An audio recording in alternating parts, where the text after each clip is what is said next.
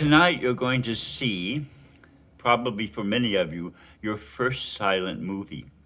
That is, I'm sure some of you have seen Charlie Chaplin and seen Buster Keaton, but I don't think many of you have experienced a dramatic film that is silent.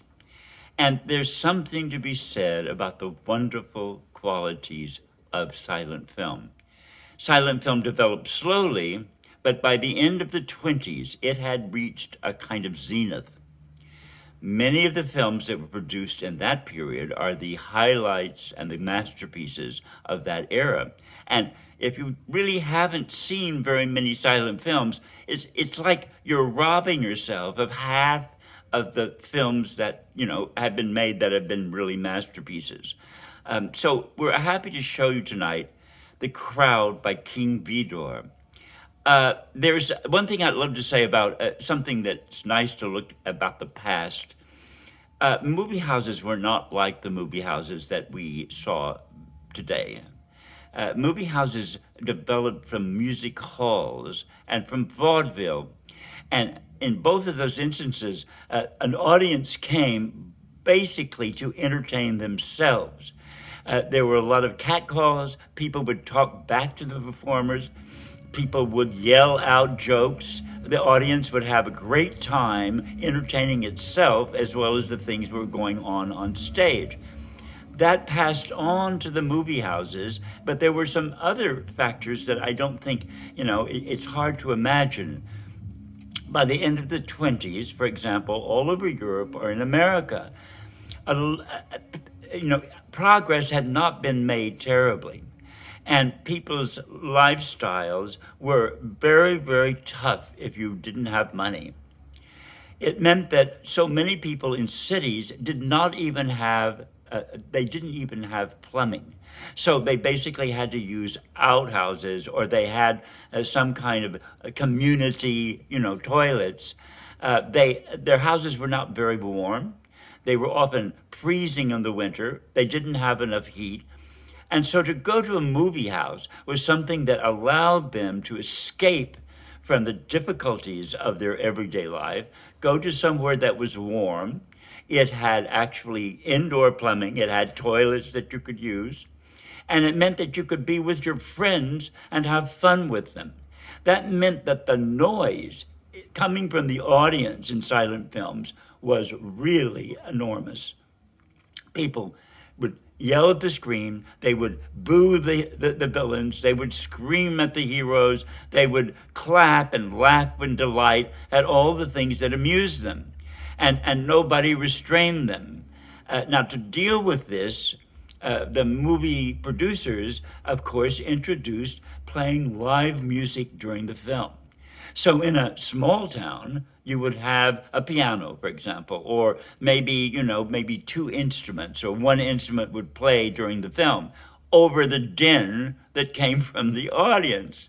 Then when you got to big cities, actually orchestras would play with some of the more popular movies. But when we look back at the statistics of movie houses, it seemed that it didn't matter what movie was playing. Everybody went to the movies anyway. They went to go to the movie house to enjoy themselves. So you can see what a burden that put on many producers and directors. Your film had to kind of work in the simplest and strongest way emotionally to grab people. It also had to basically be developed on very, very clear lines. And this meant that, some of the stories are rather simple. They are somewhat simple-minded even, but the emotions aren't, and the acting isn't. And that's what gives silent film a heads up over modern film. You'll see that in The Crowd, The Crowd was conceived as a film about an everyman.